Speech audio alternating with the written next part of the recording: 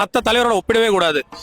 அந்த அளவுக்கு சிறந்த நம்ம தலைவர் பிரபாகரன் நாங்கெல்லாம் பார்த்தது இல்ல. எங்களுக்கு பிரபாகரன் சீமான் தான். அந்த அளவுக்கு ஒப்பற்ற தலைவன் அண்ணன் சீமான். சீமான் ஒரு 15 வருஷ கலா அரசியல புதிதா கட்சி ஆரம்பிச்சிருக்கு. விஜய் அவர்கள் இந்த தேர்தலை உடைச்சிருவாரு. அதெல்லாம் உடைக்க முடியாதுங்க. சின்ன சின்ன பேருங்க. அதாவது எல்லாரும் கூட்டம்ன்றாங்க. எனக்கு தெரியும் மதுரையில நடந்த கூட்டமோ அங்க நடந்த கூட்டமோ பக்கத்து மாநிலத்துல இருந்தெல்லாம் வண்டி பிடிச்சு வந்தானுங்க. அவனுக்கு எப்படி ஓட்டு இருக்கான்? அது இல்லாம 18 வயசு கீழே இருக்கும் நிறைய இருக்கான். அவன் சின்ன சின்ன பேர்லாம் அண்ணனை பத்தி பேசுறான். டேய் உனக்கும் சேர்ந்தாண்ட நாங்க போராடி இருக்கோம்னு அவனுக்கு தெரியல. பேசட்டும், சின்ன பிள்ளை கத்துக்கட்டான். கத்துக்குட்டி தான் நான் கத்துக்கிட்டான். விமர்சனமே பண்ணலையே. கேள்விகள் கேட்கறேன். தம்பி ஒன்னதான் சரி பண்ணிக்க.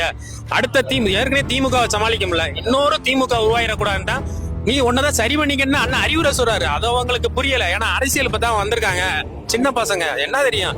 ஒரு ஒளி வாங்கி இது வரைக்கும் கட்சி ஆரம்பிச்சு 2 வருஷம் தாண்டிட்டாரு விஜய். ஏதாவது ஒரு ஒளி வாங்கி பதில் சொல்லியிருப்பாரா?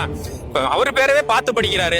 தப்பு இல்ல. நம்மளும் அவர் ரசிகர் தான். அண்ணன் நான் பார்த்ததுதான். ஒரு தமிழே இப்படி தற்குறியா இருந்துடக்கூடாது. தற்குறின்னு விமர்சனத்துக்கு காரணமே ஒரு தமிழை கொள்கையிலையும் கோட்பாலையும் சிறந்து இருக்கணும். தமிழே தற்குறியா இருக்கக்கூடாதுன்னு அண்ணன் அறிவுரை சொல்லி உன்னோட உன்னோட அறிவாற்றலை வளர்த்துக்கன்னு அண்ணன் சொல்றாரு. அது அவங்களுக்கு புரியல. சின்ன பசங்க நல்லா கேள்வி கேட்டுக்கிட்டே இருக்காங்க. அது ஓட்டெல்லாம் கண்டிப்பா பாதிக்கும். அதை எப்படி பாதிக்கும்?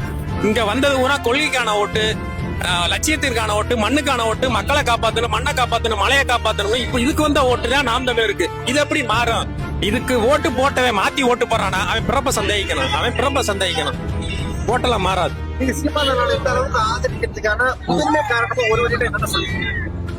ஆதரிச்சு தாங்க ஆகணும். தமிழனா பிறந்து இந்த மண்ணுக்கு மக்களுக்கும் அடுத்த தலைமுறை. எனக்குலாம் 2 குழந்தை இருக்கு. சிம்பிளா சொல்லணும்னா நிறைய அவங்களுக்கு விளக்க தேவையில்லை.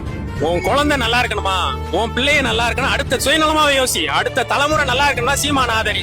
அடுத்த தலைமுறை நாசமா போட்டுனா எவனுக்குனாலும் ஆதரி, எவனுக்குனாலும் ஓட்டு போடு. நீ ஒரு சரியான பெத்த அப்பா அம்மா வருதேனா உன் குழந்தைய காப்பாத்தணும்னா சொத்து சேர்த்தா மட்டும் பார்த்தாது. இயற்கையை சேர்த்து வைக்கணும், நல்ல சூழ்நிலை சேர்த்து வைக்கணும். யார் செய்யறாதா? வெறும் காசை மட்டும் சேர்த்தா போறேன். காசை திண்டு வாழ முடியாது. அது யாருக்கும் தெரிய மாட்டேங்குது. இவர் அடுத்த தலைமுறைய பாதுகாக்கணும்னா அண்ணன் சீமானை தவிர வேற வழியே இல்லை. எதுக்கோ மாநாடு நடத்தினெல்லாம் கேள்வி பண்றானுங்க. டேய் அந்த 5 இருந்தா தானே நீ வாழவே முடியும்னு அடிப்படை அறிவு கூட தெரியல. அவங்கள வச்சு நம்ம என்ன செய்ய முடியும்?